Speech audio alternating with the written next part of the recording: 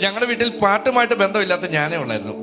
അപ്പൊ ഒരിക്കലും എനിക്കൊരു ആഗ്രഹം തോന്നി, എനിക്കൊരു പാട്ട് എഴുതണം. അങ്ങനെ പാട്ട് എഴുതാൻ വേണ്ടി ഞാൻ നല്ല സിയോൻ ഗീതാവിന്റെ പുസ്തകം എടുത്തോണ്ട് അകത്ത് കയറി 4-5 വരി അടിച്ചു മാറ്റിയിട്ട് ആരും അറിയാതെ 3-4 വഴി എഴുതണം, അല്ലാതെ പാട്ട് വരില്ലെന്നുള്ള കാര്യം എനിക്ക് ഉറപ്പായിരുന്നു.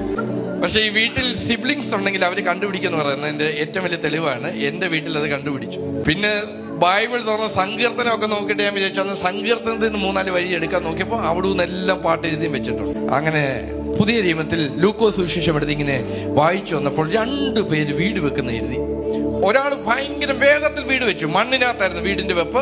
അതുകൊണ്ട് യുദ്ധകാല അടിസ്ഥാനത്തിൽ അതിന്റെ പെരകൂതാശ അകത്ത് കയറുമ്പോൾ അപ്പുറത്തൊരു പുള്ളി ഇങ്ങനെ കിളച്ചുകൊണ്ടിരിക്കുക. ചിലരുടെ ഒക്കും ചിലരുടെ കാര്യം ഒക്കില്ലെന്ന് പറയുന്നതിലുണ്ട്. പുള്ളി പാറയുടെ പുറത്ത് ഇങ്ങനെ കിളച്ച്, ചിലരുടെ കാര്യം വൈകുക, ഭയങ്കര സ്പീഡ് ചിലരുടെ കാര്യം നടക്കുന്നു, പക്ഷെ ചിലരുടെ കാര്യം വൈകുന്നു. പക്ഷെ വൈകിയാലും പണി തീർന്നു, ഗ്രഹത്തിന്റെ പണി തീർന്നു.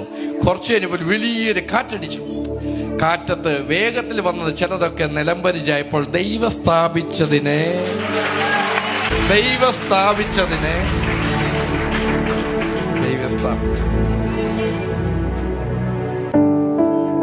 വൻമഴ പെയ്തു, നദികൾ പൊങ്ങി, എൻ വീടിന്മേൽ കാറ്റടിച്ചു.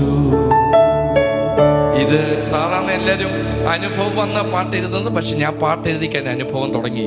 എൻ്റെ അമ്മ കിടപ്പായി, കണ്ണു കൊഴിഞ്ഞു, കിഡ്നിക്ക് 2 കംപ്ലൈന്റ്, പുറകിൽ തേയ്മാനം, തലമുടി മൊത്തം പോയി മൊട്ടച്ചിയായി, 70 കിലോയിൽ നിന്ന് 40 കിലോ ആയി. എൻ്റെ അമ്മ ഒരു കട്ടിലിന്റെ മൂലയ്ക്ക് കയറി കിടക്കാൻ തുടങ്ങി. പക്ഷെ കട്ടിലേക്ക് കിടക്കുമ്പോൾ ഇടയ്ക്കിടയ്ക്ക് എന്നെ ഇങ്ങനെ വിളിക്കും. എന്നോട് ചോദിക്കും, നീ എന്തിനാണ് ഭാരപ്പെടുന്നത്? നമ്മളെന്തിനെ കൈയടിക്കുന്നത്?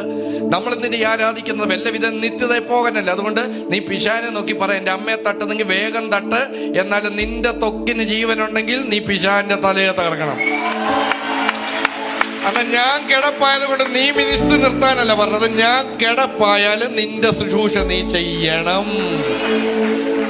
എന്റെ അമ്മയുടെ കട്ടിലിന്റെ ചോട്ടിൽ നിന്ന് തിരുവചനം എടുത്താണ് ഞാൻ ബൈബിൾ കോളേജിൽ പോകുന്നത്. അന്ന് തുടങ്ങിയ യാത്രയാണ്. 2008 അതിനുശേഷം ബാക്കി എഴുതാൻ തുടങ്ങി.